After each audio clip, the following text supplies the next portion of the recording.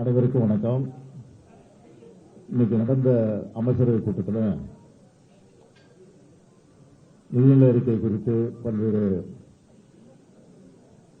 விளக்கங்களை அந்த துறையினுடைய அதிகாரிகள் தெளிவாக எடுத்து சொல்லியிருக்கிறாங்க. அது மட்டும் இல்லாம ஒரு முக்கியமான ஒரு முடிவு எடுத்திருக்கிறோம். அது என்னன்னா, அதுக்காக தான் உங்களை கூப்பிட்டிருக்கிறோம். தமிழ்நாடு இன்னைக்கு மிகப்பெரிய உரிமை போராட்டத்தை நடத்த வேண்டிய சூழ்நிலைக்கு தள்ளப்பட்டிருக்கு. ஆகவே வருகிற 5ஆம் தேதி அனைத்து கட்சி கூட்டம், அதாவது பதிவு பெற்றிருக்கிற தேர்தல் ஆணையத்தில் ரெஜிஸ்டர் இருக்கக்கூடிய 40 கட்சிகளை அழைக்க முடிவு செஞ்சு இன்றைக்கு நாங்கள் அவர்களுக்கெல்லாம் கடிதம் அனுப்ப போறோம். எதுக்குன்னு கேட்டீங்கன்னா, தொகுதி மறுசீரமைப்பு விஷயமா. ஏன்னா தொகுதி மறுசீரமைப்பு பேர்ல தென்னிந்தியாவுடைய தலைக்கு மேல ஒரு கட்சியை சொல்லிக்கிட்டு இருக்கு. எதுக்காக சொல்றேன்னா, எல்லா வளர்ச்சி குறியீடுகளையும் முதன்மை மாநிலமாக இருக்கக்கூடிய தமிழ்நாடு கடுமையாக பாதிக்கப்பட்டிருக்கு. இப்ப தமிழ்நாட்டில் மொத்தம் 39 தொகுதிகள் இருக்கு. நாடாளுமன்ற தொகுதிகள் 39 இருக்கு. இதை குறைக்கிற அபாயம் ஏற்பட்டிருக்கு. ஒன்றிய அரசு 2026ஆம் ஆண்டுல மக்களவைத் தொகுதியுடைய எண்ணிக்கையை மறுசீரமைப்பு செய்ய போறாங்க. பொதுவாக இதெல்லாம் மக்கள் தொகையை கணக்கிட்டு தான் செய்யப்படுது. மக்கள் தொகை கட்டுப்படுத்தணும் போது இந்தியா நாட்டுடைய மிக முக்கியமான இலக்கு. அந்த இலக்கை பொறுத்த வரைக்கும் நம்ம தமிழ்நாடு வெற்றி பெற்றிருக்கு. அது எல்லாருக்கும் தெரியும். பல 10 ஆண்டுகளா வெற்றிகரமான குடும்ப கட்டுப்பாடும்,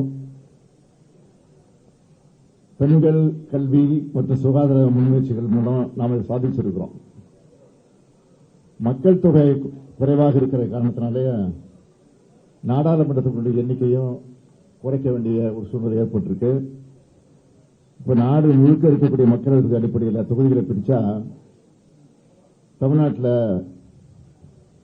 இருக்கக்கூடிய தொகுதிகளில் 8 தொகுதிகளை இழக்க வேண்டிய ஒரு சூழ்நிலை ஏற்பட்டிருக்கு. அதாவது தமிழ்நாட்டுக்கு 39 எம்பிகள் இருக்க மாட்டாங்க, 31 எம்பிகள் தான் இருப்பாங்க. இன்னொரு முறையில் கணக்கிட்டு பார்த்தீங்கன்னா, நாட்டில் ஒட்டுமொத்த எம்பிக்கள் எண்ணிக்கை உயர்த்தி அதுக்கேற்ப பிரிச்சாலும் நமக்கு இழப்பு தான் ஏற்படும். நமக்கான பிரதிநிதித்துவம் குறைஞ்சு போயிடும். அதிக மக்கள் தொகை கொண்ட மாநிலங்களுக்கு அதிக பிரதிநிதித்துவம் கிடைக்கும். இதனால் தமிழ்நாட்டுடைய குரல் நசுக்கப்படுது.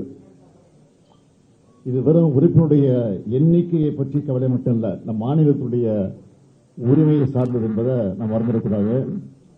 தமிழ்நாடு எதிர்கொள்ளவிருக்கக்கூடிய பல முக்கியமான பிரச்சனைகளை தமிழ்நாட்டை பொறுத்த வரைக்கும் அனைத்து அரசியல் கட்சிகள் மற்றும் தலைவர்கள் எல்லாம் ஒன்றிணைந்து முதற்கட்டமாக இந்த கூட்டத்தை ஏற்பாடு செஞ்சிருக்கிறோம். அனைத்து கட்சிகள் எல்லாம் கடந்து, அரசியல் எல்லாம் கடந்து இந்த விவகாரத்தில் ஒன்று சேர்ந்து குரல் கொடுக்க வேண்டும் என்று உங்கள் மூலமாக நான் கேட்டுக்கிறேன்.